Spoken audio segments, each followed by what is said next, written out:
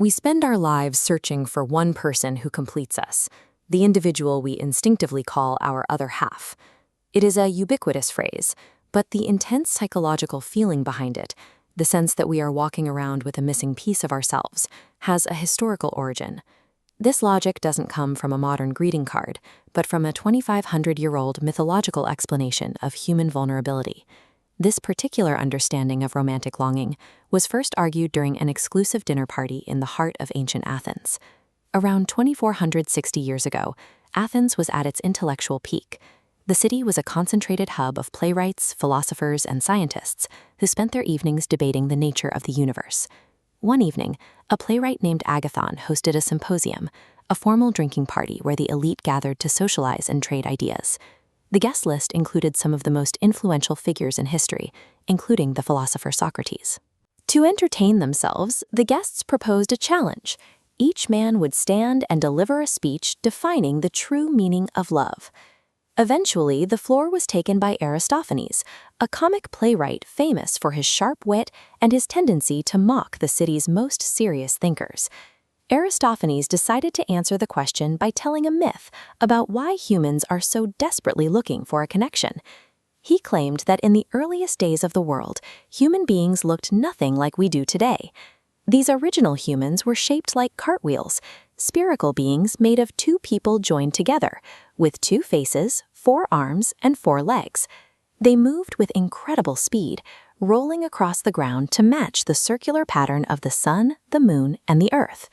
Their society was divided into 3 sexes instead of 2, men, women, and a third type that was a combination of both.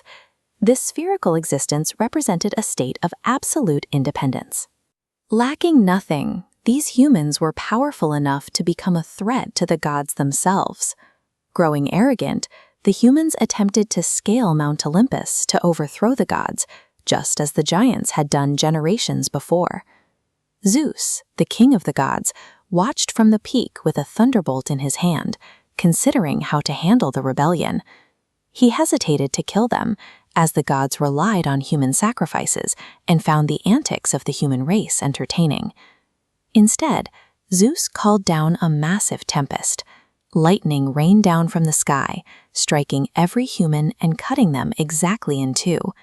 This strike broke their independence permanently, doubling the population while instantly halving the strength of every individual. The survivors were left vulnerable, forced to walk on 2 legs and operate at only half of their original capacity. This division created a deep psychological yearning. From that moment on, every human felt a desperate need to find the specific half they were separated from. When we find that one individual, we experience a powerful attraction and a sense of telepathic connection that restores our feeling of full strength. Aristophanes explained that this pull, the force that tries to join our broken pieces back together, is what we call love. While the plays written by the host of that party have been lost to history, this specific speech has endured for over 2 millennia. We only know of Aristophanes' speech because Plato recorded the entire evening's conversation in his book, The Symposium. This text is why we still use phrases like my other half to describe a partner today. What we often dismiss as a modern romantic cliché is actually a 2,500-year-old diagnosis of why we feel incomplete until we find someone to share the world with.